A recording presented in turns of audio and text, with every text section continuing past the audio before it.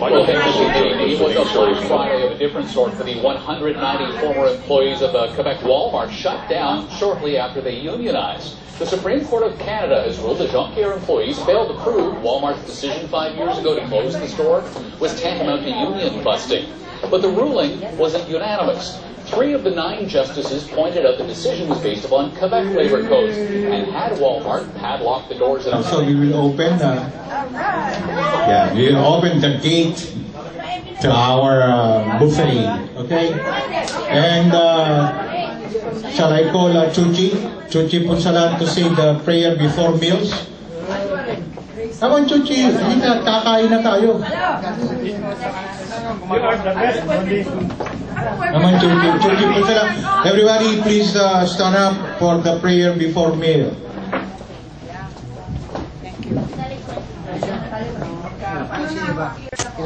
Bless us, Lord, for tonight. We're all gathered here, and bless all the PPCO members, the board of directors, and all our friends and guests. Let us bless all the hands who prepared our food tonight. Bless us, O Lord, in these thy gifts which we are about to receive to thy bounty. To Christ our Lord. Amen. Okay, bukas na po ito. You could go out here now. Pila na po tayo. Unahin na lang natin si ating si Carubel. Carubel? Yes, halika Tess. Nag-iisang Hall of Famer natin yan sa PPC. Okay, kain na po. Music muna. At habang kumakain, pagdating na natin mga entertainers, we will start the entertainment portion of our Philippine Press Club Celebrity Night come Christmas Party. Okay, bukas na po. Tila na tayo.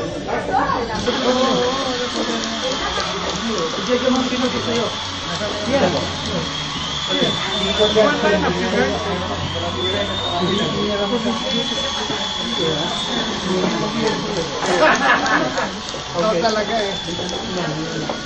Ayun na kaya kasi ito na.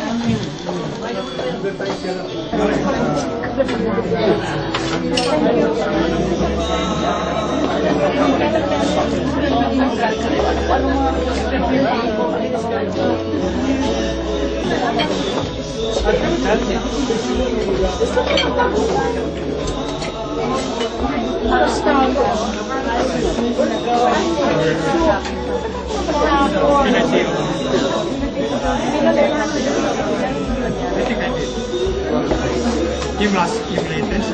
Yeah.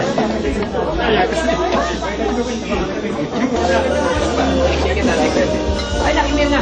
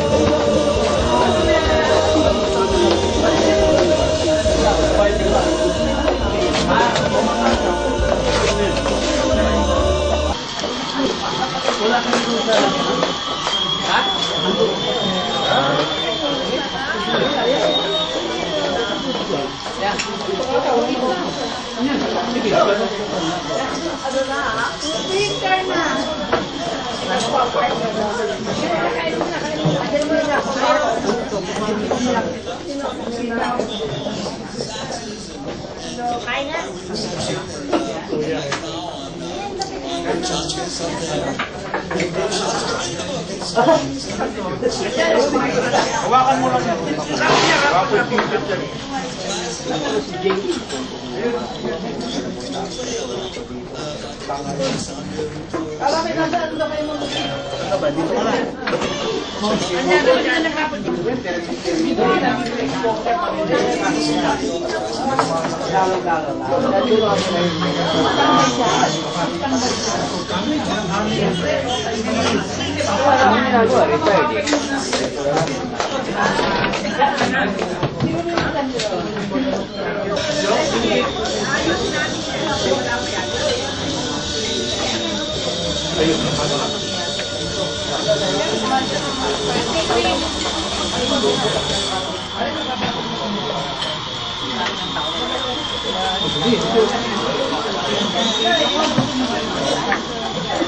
Ganda-ganda nung wala pa sa atin, ang one,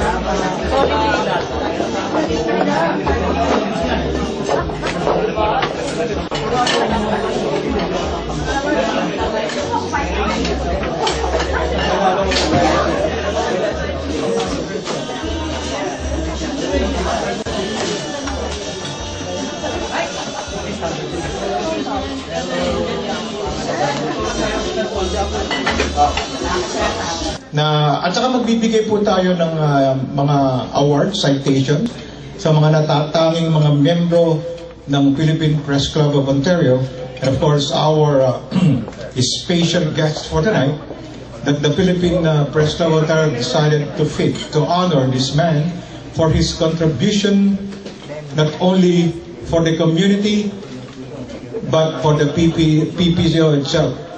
Andito po siya, ang ating kagalang-galangang Consul General ng Toronto, Andy Mosquera.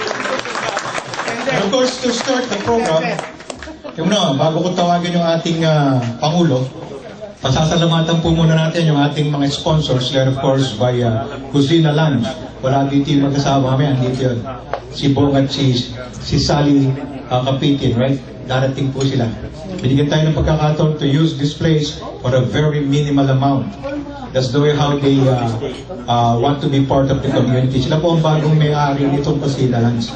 And of course, we have to thank the Consulate Office and of course the Consul General Andy Mosquera. Andiyan na pala. Pasalamatan natin si Dr. Sally. Sila po ang may-ari nito at saka si Bong. Nasasalamatin sila for giving. At we decided that we discussed within the PPCO board that we're going to hold dito na po natin gagawin yung ating monthly PPCO forum. Naku, matutuwa si malapit na sa kanya. Paul. Asan si Paul? Attend ka na. Dito na gagawin yung PPCO monthly forum. Okay? It's for you. And of course, we have ang po nating sponsor,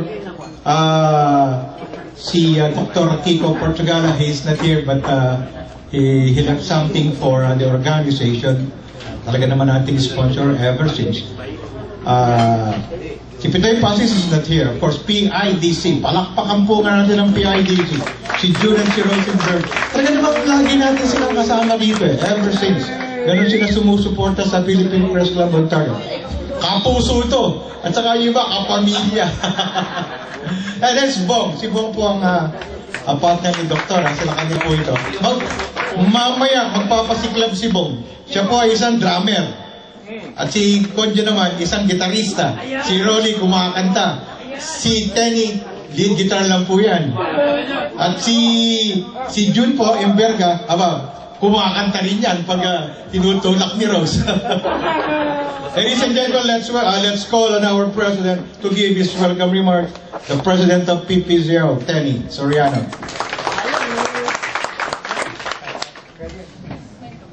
Kakanta na ba ako? Tayo mo na.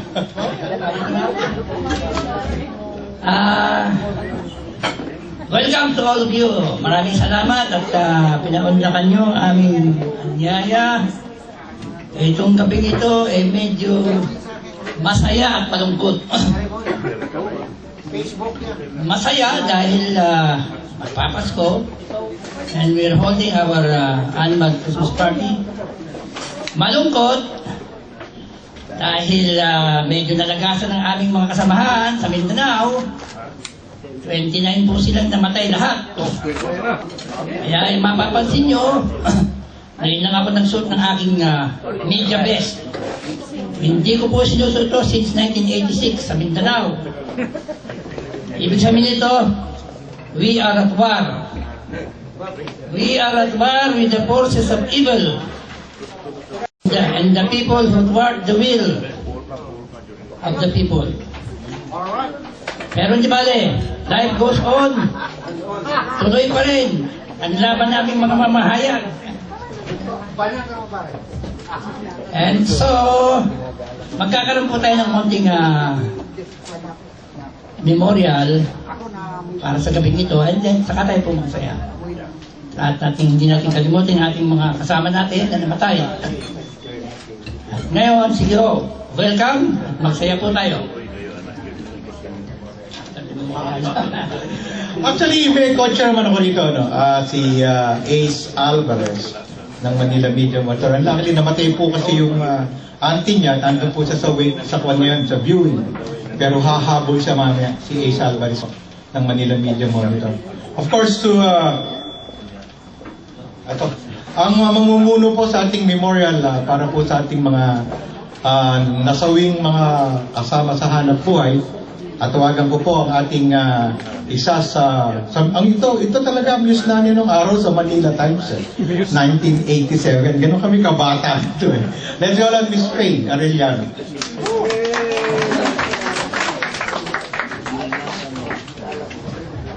Magandang sa inyong lahat and welcome po to this Christmas party of the PPCO.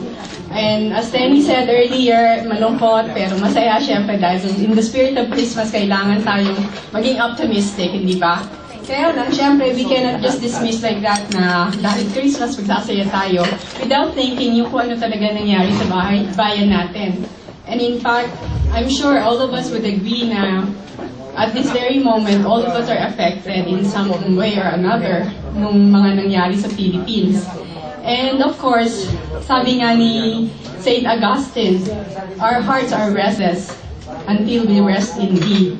Because in the depth of the human hearts, there is that void that only God can fill.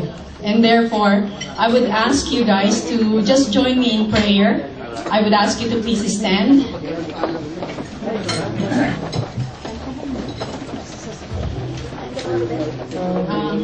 Later siguro, I'll give you the cue, sorry.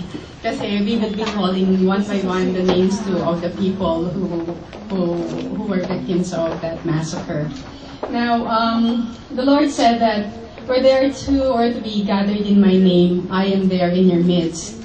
With that confidence in mind, let's put ourselves in the presence of God. We turn to God for prayers, for the repose of the soul of those who died in the massacre, that they may rest in peace in the loving embrace of their Creator.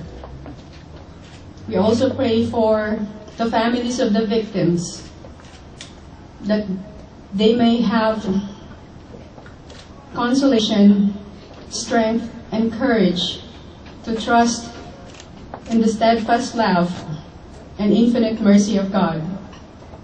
We pray for peace and justice for our motherland, specifically in the region of Mindanao, that peace and order may be restored. We also pray for peace, love, and increase of faith now and always to reign in our hearts. And as we call the names of those who died, we would ask you to keep them in your prayer.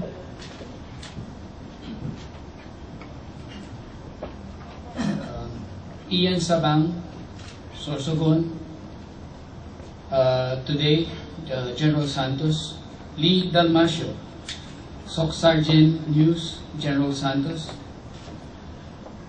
Gina De La Cruz, Saksi News, Marites Cabillas, News Focus, Rosel Morales, News Focus, Henry Araneta, Radio DCRH, Neneng Montaños, Saksi News, Alejandro Bong Reblando, Manila Bulletin, Victor Nunez, UNTV, MC Delbert Macmac Ariola, UNTV, from Coronadal City, Bal Cachuela, Punto News, Ernesto Bert Maravilla, Bombo Radio. Ronnie Perante, Gold Star Daily. Joel Parcon, Frontiera News. June Legarte, Frontiera News. Ray Merisco, Periodico Ini. John Caribu, Periodico Ini. Arturo Bertia, Periodico Ini. Noel Dicena, Periodico Ini. Rani Rason, Periodico Ini. Joy Duhay, Gold Star News. Andy Teodoro, Centro Mindanao, Inquirer. Jimmy Cabilio, Midland Review. Reynaldo Bebot, Midland Review. Napoleon Salaysay, Mindanao Gazette. June Gatchalian, Davao City. Lindo Lipongan, New Media Gazette. Polito Evando, UNTV. Daniel Tiamson, UNTV. And as we call the last name of our glorious dead, I would ask you to please light up those candles that were distributed and just raise them to remember our glorious dead, and also to symbolize the hope that we hold in our heart for peace, justice, and reconciliation to prevail in our land. And if I may ask you guys to join me in the prayer, that prayer of Saint Francis, asking God to make us all an instrument of peace. Lord, make me an instrument of your peace. Where there is hatred, let me sow love. Where there is injury, pardon. Where there is doubt, faith. Where there is despair, hope. Where there is darkness, light. And when there is sadness, joy. O Divine Master, grant that I may not so much seek to be consoled as to console, to be understood as to understand, to be loved as to love. For it is in giving that we receive, it is in pardoning that we are pardoned, and it is in dying that we are born to eternal life. And by faith we believe that death is just a passage to eternal life. May they rest in peace. Amen.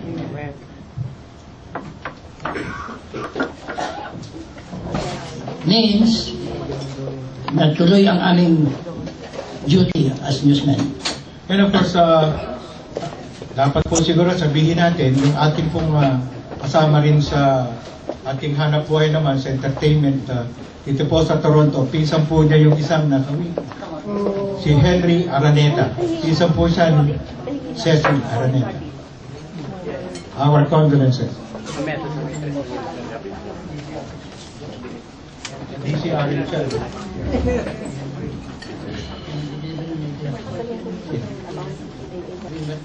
Na si Edwin Mercurio, a tribute to the Maguindanao Martyrs for Press Freedom. Si Edwin po ay former editor ng Mindanao Journal sa General Santos City View. Bong Reblando, one of the media members who were savagely murdered in Maguindanao last Monday, was my longtime friend and colleague from South Cotabato. Like the rest of my Mindanao media colleagues, we often try to outdo each other in getting our stories in next day's news headlines of our respective papers. Bong was the loquacious type. He is the life of our parties, and he is a constant media colleague covering Muslim, Christian, and tribal people's issue up in the mountainous regions of South Cotabato, Sultan Kudarat, General Santos City, and Sarangani Bay. If there was anyone who is capable of stirring up the media group into frenzied laughter, it was Bong. He was friendly, cordial, easygoing, and full of life. But we had the best fun if one of us outdo him in the news headline the next day with his staff from radio station DXCP, General Santos City, and DXKR Coronadal keeping tabs of our score. It is sad to think that he is gone forever. His head is smashed beyond recognition, and one of his ears is slashed off. His body riddled with bullets like the rest of the 27 other journalists who were all found dead, many of whom were hastily dumped in a well-dug burial pit in Maguindanao, southern Philippines. Like all of us, he is a firm believer in press freedom. And his last moments, perhaps, he still believed that the pen is mightier than the sword. The Maguindanao Massacre will forever be remembered as the single day in the world's history where 27 men and women, journalists, braved and dangerous roads of Maguindanao, Sultan Kudarat, and South Cotabato, and died in their noble job of bringing the news to their Filipino countrymen and women. That is why we honor them today and commemorate their lives. Nowhere in the world is a slaughter of journalists happened of this magnitude. The whole world has condemned this massacre of 57 defenseless civilians. 27 of them our brothers and sisters in the media. In this gathering tonight, I urge everyone to fervently pray that this will not happen again. I urge each and every one of my media colleagues to turn their anger into courage and fight to uphold the principles of press freedom enshrined in our constitutions, both here in Canada and in the Philippines. We must honor our foreign brothers and sisters by continuing their work in bringing truth, justice, and freedom. Justice for the Maguindanao Massacre, justice for our media brothers and sisters. In solidarity, signed, Edwin C. Mercurio. So, marami pong dapat pang sabihin dito, but of course, we have done our part. We will just continue fighting for press freedom not only in the Philippines, but all over the globe. At nandito po tayo, patuloy nating lalabanan yan. At hindi naman tayo lumalaban sa isang particular na administrasyon. Nilalabanan po natin yung walang matuturang pagpatay sa media people who just want to bring news sa ating pong mga kababayan. So tonight, after all these memorials, alam ko po, nakatingin sa atin yung pasasayayin naman natin sila. Right, Danny? We will celebrate their lives. And of course, to start this one, Let us have a short message from our Honorable Consul General, Andy Mosquera.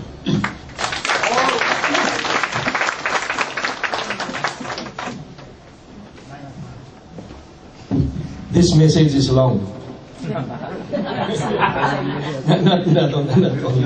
not only short, but I join everyone here tonight in celebrating the lives of the 27 journalists that has perished in one of the most heinous crimes committed in sa Maguindanao.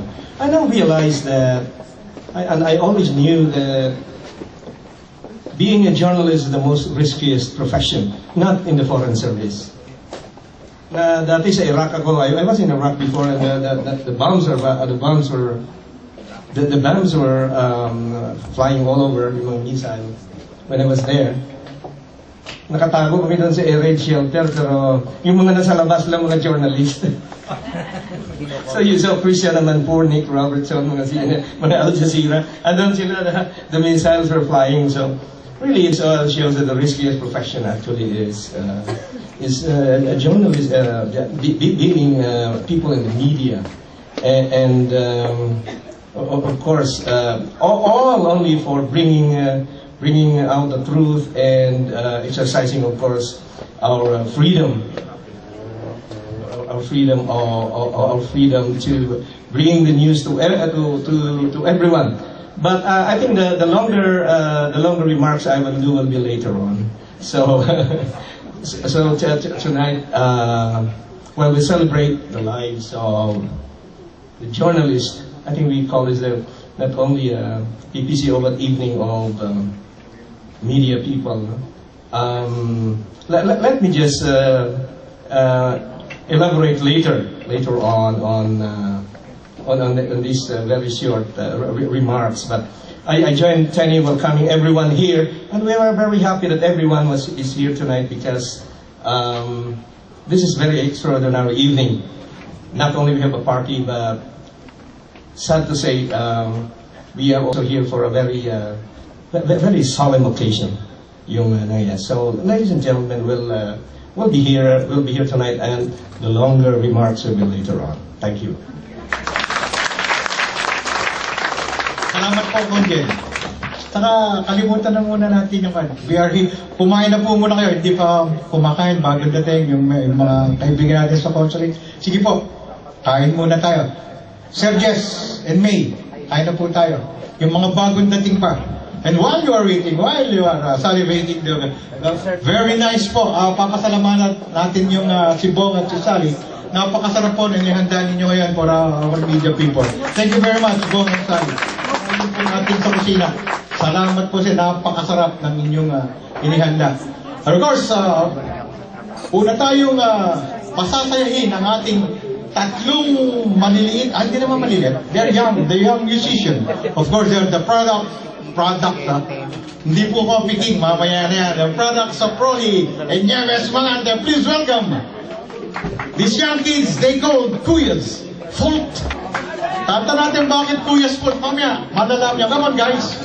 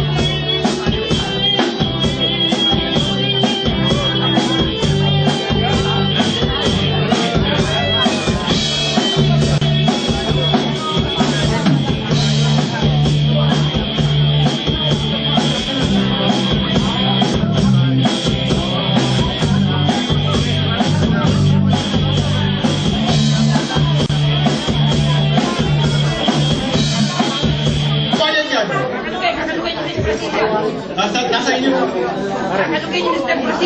O dyan, halika. Ito, first part ko eh. Halika. Ikaw, ay dalawang mag-award. Ikaw pupuno. Pera. Winner mo, eto. Isang bote ng alak donated by whoever. Para yung galing sa PPC. Yung mananalo, iinumin na. Sino po yung mga ticket ninyo? Mamindanao. Kanina pa kayo? Okay, from last three digits. Last three digits, 477. 477, last 3 digits. 477. Ayun! Beto kayo! Malakit tao! Hindi nyo! Gawa ko kayo. Oh! O yan, ticket pa. 477.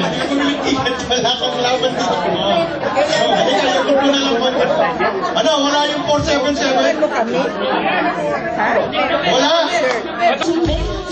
I know what you're thinking, baby, why aren't you listening? How can I just love someone else and forget you completely? When I know you still love me, telling me you're still in love. My love to you is just a tongue. You know what's not right, so just stop thinking that, boy. You must be where you're meant to be. Nobody but you. I want nobody but you. How can I be with another? I don't want any other. Nobody but you. I want nobody but you.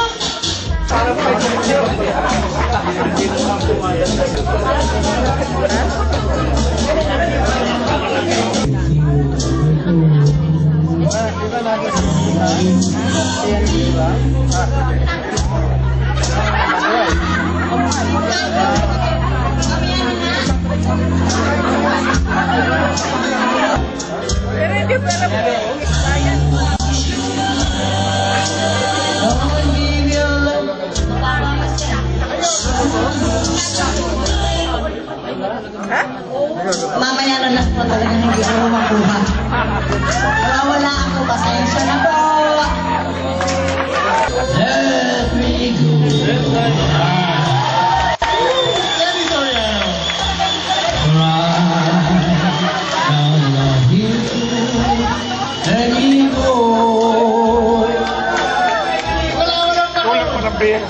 The ways our lives would be the same. Please release me and let me love again.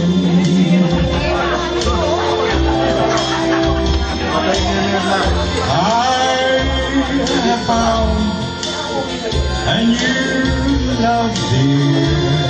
Para si Sasu. And I will away what can you? Her lips are warm while yours are cold.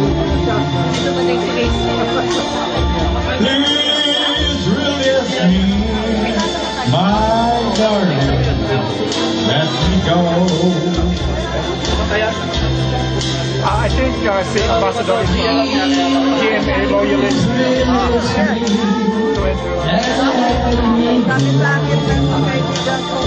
Ambassador din.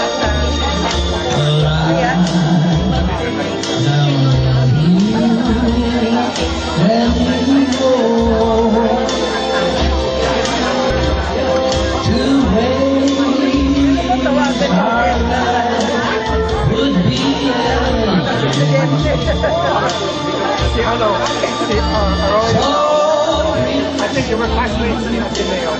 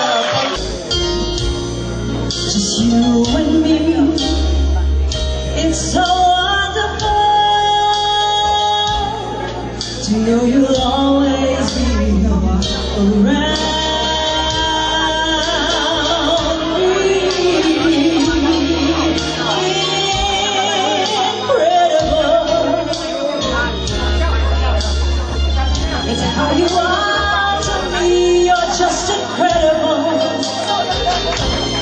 You bring out the woman in me with your style of love.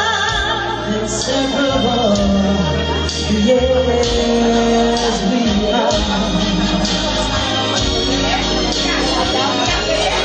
We're like a flower to a tree, like words to a melody of love.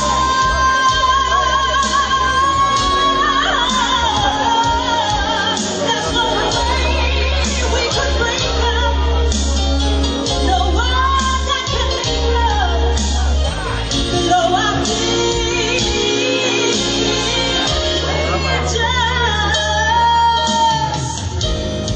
It's a what you are to me, you're just incredible. Oh, Bianca, ang iyong kamay, ang aking lalihawa, at hindi kanya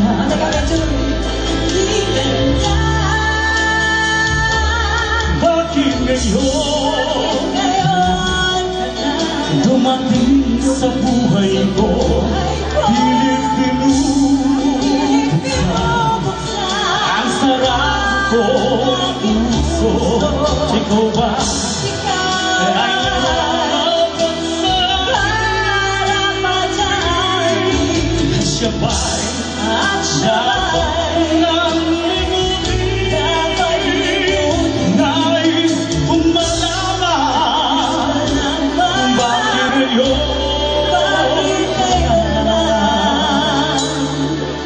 dumating. Palakpak naman kayo.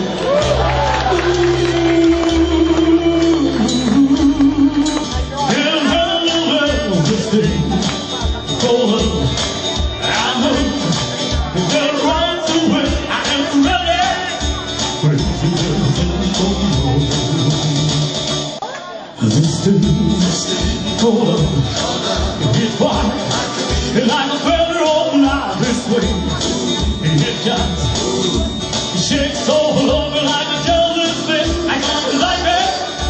Crazy little thing called love. There goes my baby. She knows how to rock and roll. She dropped me crazy. She gave me hardcore fever, cuckoo sweat. I'm going get on my truck, take the back seat, take a long ride on the motorbike until ready. Crazy little thing, oh yeah! Come on guys, everybody clap your hands. Nakatong na yata kayo eh.